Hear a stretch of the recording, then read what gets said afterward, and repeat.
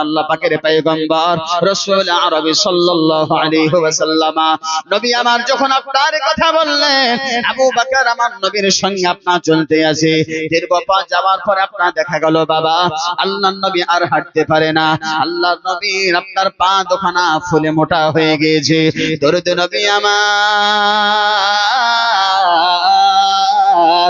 নবী আমার আর হাঁটতে পারে না আল্লাহর নবী বিশ্ব নবী রাহমাতুল লিল আলামিন নবী মুহাম্মদুর রাসূলুল্লাহ সাল্লাল্লাহু তাআলা আলাইহি ওয়াসাল্লাম নবী আমার আবু বকর কে ডাকতে বললেন এ আবু বকর আমি পয়গম্বর আর চলতে পারি না আমি পয়গম্বরের পা দুখানা ফুলে মোটা হয়ে গেছে ও আবু বকর আমি পয়গম্বর আর চলতে পারি না আবু বকর বললেন ইয়া রাসূলুল্লাহ ইয়া হাবিবাল্লাহ নবী গো আমি আবু বকর বেঁচে থাকতে আমি আপনাকে কষ্ট করতে দেব না আমি আপনাকে কষ্ট করতে দেব না ইয়া রাসূলুল্লাহ আপনি যদি বেয়াদবি না মনে করেন মেহেরবানি করে দেরি না করে আমি আবু বকরের আপনি কাঁধের উপর চেপে যান আল্লাহর নবী ডাকতে বলেন আবু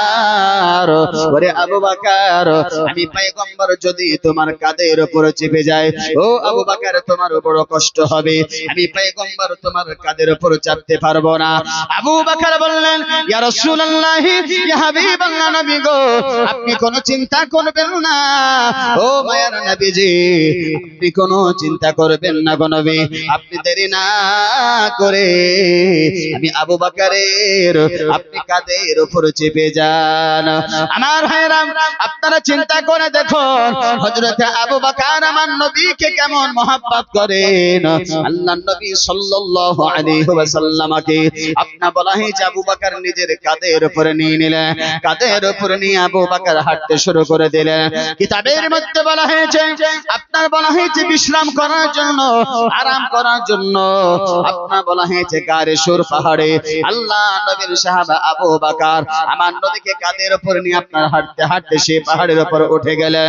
পাহাড়ের উপর আপনার উঠে যাওয়ার পরে বাবা তাকিয়ে দেখলেন আপনার গারে সুর গর্ত ওই গর্তের ভিতরে আবু বকর এবং আমার পয়গম্বর আরাম করবেন এই জন্য বাবা আপনার বলা হয়েছে আবু বকর আমার পয়গম্বরকে কাঁধের উপর থেকে নামিয়ে দিলেন আল্লাহর নবী কাঁধের উপর থেকে আপনার নামিয়ে যাওয়ার পরে বাবা ওই গারে সুর গর্তের ভিতর আপনার যেমনি প্রবেশ করতে যাবে আল্লাহর নবী সাহাবা আবু বকর ডাকতে বললেন ইয়া রাসূলুল্লাহ ইয়া হাবিবাল্লাহ নবী গো ওগো আল্লাহ পাকের পয়গম্বর খবরদার আপনি এই গর্তের ভিতর আপনি প্রবেশ করবেন না আল্লাহর নবী জিজ্ঞাসা করলেন এ আবু বকর আমি নবী জানতে চাই কেন তুমি আমায় বারণ করো বলো কি হয়েছে আল্লাহর নবীর সাহাবা আবু বকর তখন বললেন ইয়া রাসূলুল্লাহ ইয়া হাবিবাল্লাহ নবী গো এই গর্তটা অনেক পুরনো গর্ত মনে হয় ইয়া রাসূলুল্লাহ এই গর্তটার ভিতরে হয়তো আপনার কোনো বিষধর সাপ থাকতে পারে গো নবী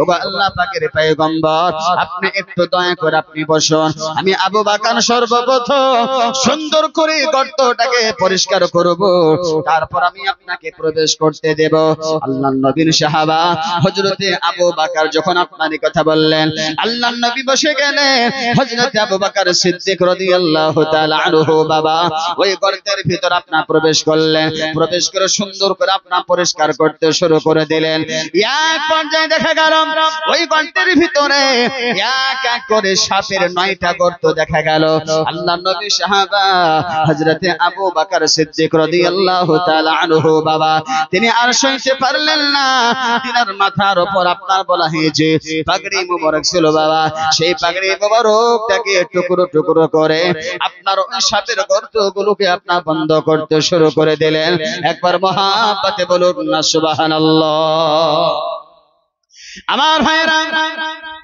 হযরত আবু বকর সিদ্দিক রাদিয়াল্লাহু তাআলা আনহু এক এক করে 9টা সাপের গর্তগুলোকে আপনারা বন্ধ করতে শুরু করে দিলেন। হাদিস পাকের মধ্যে বলা হয়েছে ওই 9টা সাপের গর্তের ভিতর থেকে আপনার যখন বলা হয়েছে মাত্র 8টি গর্ত যখন বন্ধ করা হয়ে গেল, একটি গর্ত আপনার বন্ধ করতে পারলো না। আবু বকর বড় চিন্তায় চিন্তিত হয়ে গেল, এই গর্তটা যদি বন্ধ করতে না পারা যায়, এই গর্ত থেকে যদি কোন রকম সাপ বের হয়ে যায় আর আল্লাহর নবীর সঙ্গে যদি কোন রকম বেয়াদবি করে, আমি আবু বকর কাল কিয়ামতের ময়দানে আমি আমার আল্লাহ পাক রব্বুল আলামিনের সম্মুখে আমি আবু বকর জবাব দিতে পারবো না। আমার ভাইরা, এইজন্য আবু বকর নিজের পায়ের গোড়ালে দিয়ে ওই সাপের গর্তটাকে আপনা বন্ধ করে ফেললেন। বন্ধ করে আল্লাহর নবীকে ডাক দিয়ে বলতে শুরু করলেন, ইয়া রাসূলুল্লাহ, ইয়া হাবিবাল্লাহ নবী গো, আপনি আর দেরি করবেন না গো পয়গম্বর, আপনি তাড়াতাড়ি আপনি এবার প্রবেশ করুন। আল্লাহর নবী বড় ক্লান্তর মধ্যে ছিলেন বাবা। নবী আমার নিজেকে সামলাতে না পেরে ওই গর্তের ভিতর আপনার প্রবেশ করলেন। প্রবেশ করার সাথে সাথে হযরতে আবু বকর সিদ্দিক রাদিয়াল্লাহু তাআলা আনহুর আপনার ওর উপর মাথা দিয়ে আল্লাহর নবী আরাম করতে শুরু করে দিলেন। একবার মহাব্বতে বলুন না সুবহানাল্লাহ। আমার ভাইরা, আবু বকর সিদ্দিকের উরুর উপর মাথা দিয়ে আল্লাহর নবী আপনার আরাম করতে শুরু করে দিলেন। এক পর্যায়ে বাবা দেখা গেল হযরতে আবু বকর আমার নবীর চেহারার দিকে তাকিয়ে রইলেন আর আমার আল্লাহকে বলতে থাকলো, বলে রব্বুল আলামিন, ওগো দয়ার মালিক, তোমার পয়গম্বর রাহমাতুল লিল আলামিন নবী মুহাম্মদুর রাসূলুল্লাহ সাল্লাল্লাহু তাআলা আলাইহি ওয়াসাল্লাম কে বেঈমানের দলেরা চিনতে পারলো না। তোমার নবীকে এত তারা কষ্ট দেয়, তারপর তোমার নবী তাদেরকে কিছুই বলে না। বলে রব্বুল আলামিন, তোমার হাবিবের কষ্ট আর সইতে পারি না। ওগো রব্বুল আলামিন, যে সকল বেঈমানের দলেরা আমার নবীকে বড় অত্যাচার করে, আমার নবীকে মেরে ফেলবার কৌশল করে, রব্বুল আলামিন তাদের তকদিরে যদি তাদের জন্য আপনা বলা হয়েছে হেদায়েত লেখা থাকে, রব্বুল আলামিন তাদেরকে হেদায়েত করুন, তা না হলে ওই বেঈমানগুলোকে ধ্বংস করে পৃথিবীর জমিন থেকে বিদায় করে দিন। আমার ভাইরা, আবু বকর কথা বলতে আছে, কিতাবের মধ্যে বলা হয়েছে আবু বকর যে গর্তটাকে নিজের পায়ের গোড়ালে দিয়ে আপনার ঢেকে রেখেছিল, ওই গর্তের ভিতর আপনার বিষধর সাপ ছিল বাবা। ওই সাপ হযরতে আবু বকরের পায়ে কামড় দিয়ে দিল। সাপ কামড় দিয়ে দিল, আবু বকর বুঝতে পারে না। আবু বকর এই জন্য বুঝতে পারে না কারণ আবু বকরের ওর উপর আল্লাহর নবী আপনার আরাম করতে আসে। আবু বকর আমার নবীকে এত মহব্বত করতেন, এত ভালোবাসতেন। আল্লাহর নবীর সাহাবা আবু বকর আমার নবীর চেহারার দিকে তাকিয়েছিলেন। ওই সময় সাপে কামড় দিয়েছে। আবু বকর সাপের কামড় আপনারা বুঝতে পারে নাই। আল্লাহর নবী চোখ খুললেন, আল্লাহর নবী চোখ খুলে তাকিয়ে দেখেন আবু বকরের চেহারাটা বড় মলিন। আবু বকরের চেহারাটা আপনার বড় মলিন হয়ে গিয়েছে। আল্লাহর নবী তো জাহানের বাদশা রাসূল আরবি সাল্লাল্লাহু তাআলা আলাইহি ওয়াসাল্লাম, নবী আমার জিজ্ঞাসা করলেন, আবু বকর বলো বলো, তোমার শরীরটা কেন বড় দুর্বল, তোমার শরীর কেন বড় মলিন হয়ে গিয়েছে? ও আবু বকর, ও আবু বকর বলো, তোমার চেহারা কেন নীল হয়ে গেল? আল্লাহর নবীর সাহাবা বললেন, ইয়া রাসূলুল্লাহ, হাবিবাল্লাহ নবী গো, আমি আবু বকরের চেহারাটা কেন এমন হয়ে গেল আমি আবু বকর বলতে পারবো না। আল্লাহর নবী আবু বকরের পায়ের দিকে আপনারা তাকিয়ে দেখেন, হযরতে আবু বকরকে সাপে আপনার কামড় দিয়েছে, দংশন করেছে।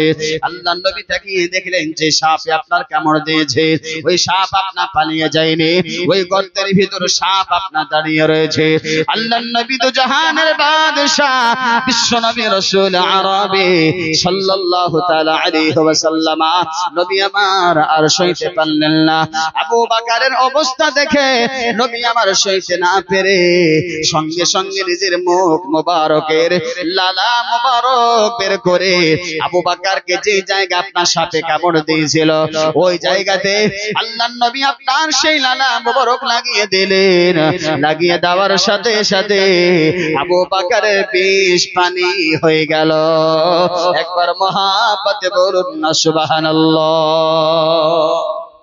আমার ভাইরা, আবু বকর সিদ্দিক রাদিয়াল্লাহু তাআলা আনহুকে সাপে যে জায়গা কামড় দিয়েছিল বাবা, ওই জায়গাতে শুধু একটু নবী আমার লালা লাগিয়ে দিলেন।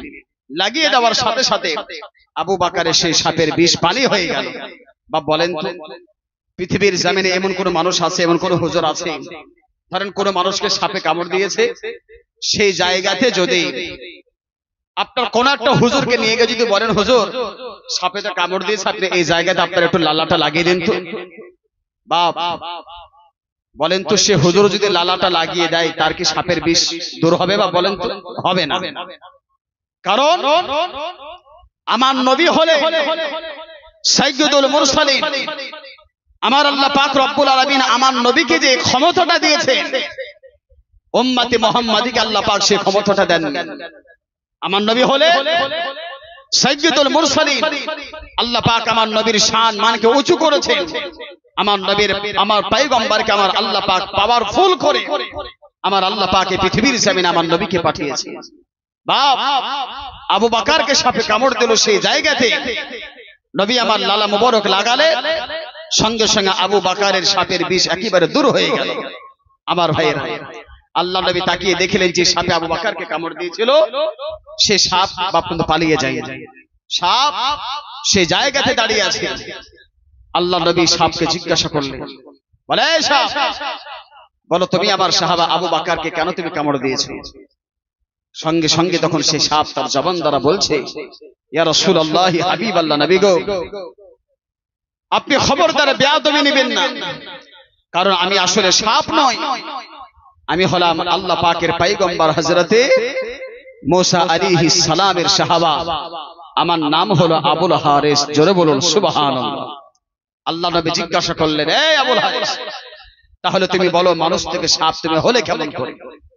কি এমন অপরাধ করেছো, কি এমন অন্যায় করেছো যার জন্য আল্লাহ পাক তোমাকে সাপে পরিণত করে দিয়েছে? বাপ সে আবুল হারিস আল্লাহ নবীকে বলতে শুরু করলেন, ইয়া রাসূলুল্লাহ, হাবিবাল্লাহ, আমি আমার জিন্দেগিতে আপনার শানে একটা বেয়াদবি করেছিলাম। ওই বেয়াদবি করবার কারণে আল্লাহ পাক রব্বুল আলামিন আমাকে সাপে পরিণত করে দিয়েছে। জিজ্ঞাসা করা হলো সে বেয়াদবিটা কি?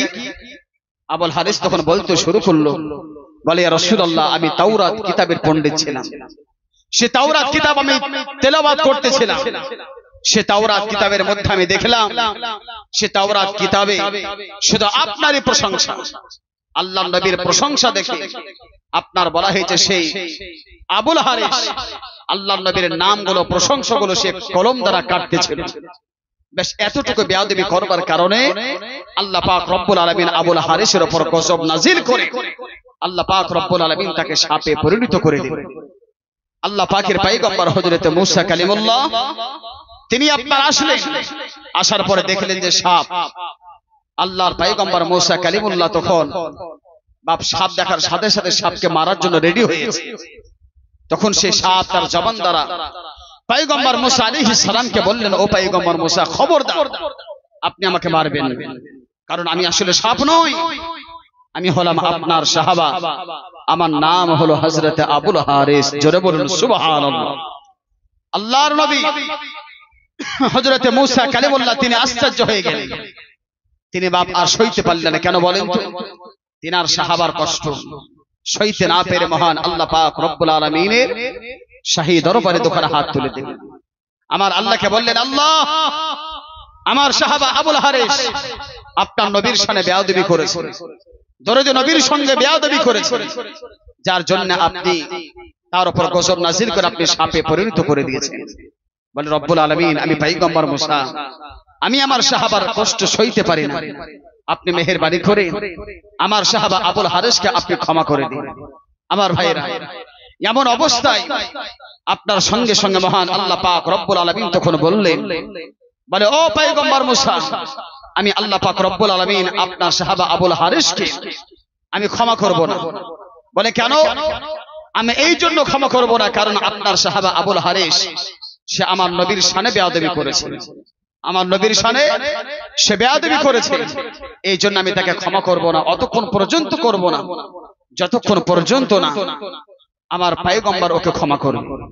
আল্লাহর পয়গম্বর মুসা তখন বললেন, বলে রব্বুল আলামিন আপনি যে বললেন অতক্ষণ পর্যন্ত ক্ষমা করবেন না যতক্ষণ পর্যন্ত না আপনার পয়গম্বর আপনার আমার সাহাবা আবুল হারিসকে ক্ষমা না করবে। বলে রব্বুল আলামিন আমার সাহাবা আবুল হারিস তো অতদিন পর্যন্ত আপনার বেঁচে থাকবে না, আপনার পয়গম্বর তো আখিরি জামানায় তিনার আবির্ভাব হবে। বলে রব্বুল আলামিন তাহলে আমার সাহাবা আবুল হারিস ক্ষমা চাইবে কেমন করে? আল্লাহ পাক তখন বললেন, ও মুসা আপনি আমার পয়গম্বর, আপনি পয়গম্বর হয়ে যখন আপনি আমার শাহী দরবারে হাত তোলেন, আপনি যখন দুবার আরজি জানালেন, আমি আল্লাহ পাক আপনার দুখানা হাত আমি খালি হাতে ঘুরিয়ে দিতে পারি না। জান আপনার দোয়ার বাদাওলাতে আমি আল্লাহ পাক আপনার সাহাবা আবুল হারিসের আমি হায়াতকে অতদিন পর্যন্ত দারাজ করে দিলাম যতদিন পর্যন্ত না আমার পয়গম্বরের সঙ্গে তার সাক্ষাৎ হবে, তার আগ পর্যন্ত আমি আল্লাহ পাক তার মরণ দেব না। একবার মহব্বতে বলুন সুবহানাল্লাহ। তাই আবুল হারিস সে গর্তের ভিতর দাঁড়িয়ে আমার নবীকে বললেন, ইয়া রাসূলুল্লাহ, ইয়া হাবিবাল্লাহ, নবী গো আপনি খবরদার বেয়াদবি নেবেন না, আমি তো আসলে ইচ্ছাকৃত কামড় দিইনি, আমি আপনার কাছে ক্ষমা চাইবার জন্য এই গর্তের ভিতর হাজার হাজার বছর ধরে আমি অপেক্ষা করি, কারণ আমি তাওরাত কিতাবের মধ্যে পড়ে দেখেছি হিজরতের পথে আপনি এই রাস্তাতে যাবেন এবং আপনি এই রাস্তাতে যাবার সময় এই গাড়ি সুর গর্তের ভিতর আপনি আরাম করবেন, আপনি আরাম করবেন আমি জানি, তাই আমি আপনার কাছে ক্ষমা নেওয়ার জন্য আমি হাজার হাজার বছর ধরে আমি অপেক্ষা করি ইয়া রাসূলুল্লাহ। তবে আপনার সাহাবা আবু বকর সমস্ত গর্তগুলোকে বন্ধ করে দিয়েছে, আমি বের হওয়ার চেষ্টা করেছি, বের হতে পারিনি। আবু বকর যে গর্তটাকে নিজের পায়ের গোড়ালে দিয়ে ঢেকে রেখেছিল সেটা তো আমি বের হওয়ার চেষ্টা করেছি, বের হতে পারিনি। আমি দেখলাম আমার যদি বের হতে দেরি হয়ে যায় আপনি এখান থেকে চলে যাবেন, আর আপনি যদি চলে যান তাহলে আপনার সঙ্গে আমার আর সাক্ষাৎ হবে না। তাই আমি আপনার সাহাবা আবু বকরকে বাধ্যতামূলক আমি তাকে আপনার কামড় দিয়েছি, তা না হলে আমি কামড় দিতাম না। আল্লাহর নবী সমস্ত কথা শোনার পরে আল্লাহর নবী সঙ্গে সঙ্গে সে আবুল হারিসকে ক্ষমা করে দিলেন। কেন? আল্লাহর নবী হলেন রাহমাতুল লিল আলামিন। আল্লাহ কোরআনে বলেছেন, ওমা আরসালনাকা ইল্লা রাহমাতাল লিল আলামিন। আল্লাহ পাক আমার পয়গম্বরকে সারা জাহানের জন্য রহমতের ভান্ডার করে আল্লাহ পাক এই পৃথিবীর জমিনে প্রেরণ করেছেন। একবার মহব্বতে বলুন সুবহানাল্লাহ। তো বিরাদানে ইসলাম আল্লাহ পাকের পয়গম্বর ক্ষমা করে দিলেন, সঙ্গে সঙ্গে আবুল হারিসকে আমার আল্লাহ পাক সেই আপনার বলা হয় যে সে গজব থেকে আমার আল্লাহ পাক তাকে হেফাজত করলেন, আল্লাহ পাক তাকে মুক্ত করে দিলেন। আর একবার মহব্বতে বলুন সুবহানাল্লাহ। আমার ভাইরা তাহলে চিন্তা করুন আল্লাহ পাক রব্বুল আলামিন আমার নবীকে কত ক্ষমতা দান করেছেন। আল্লাহর নবীর সাহাবা আবু বকরকে সাপে যে জায়গায় কামড় দিল সেই জায়গাতে আল্লাহর নবী শুধু থুতু মোবারক লাগালেন, সঙ্গে সঙ্গে আবু বকরের সাপের বিষ পান হয়ে গেল। নবী কার নাম? আল্লাহ পাক আমার নবীকে কত ক্ষমতা দান করেছে দেখুন। এই পয়গম্বর রাহমাতুল লিল আলামিনের লালা মুবারকের থুতু মুবারক একটি পাওয়ার আপনাদের শুনিয়ে দিই।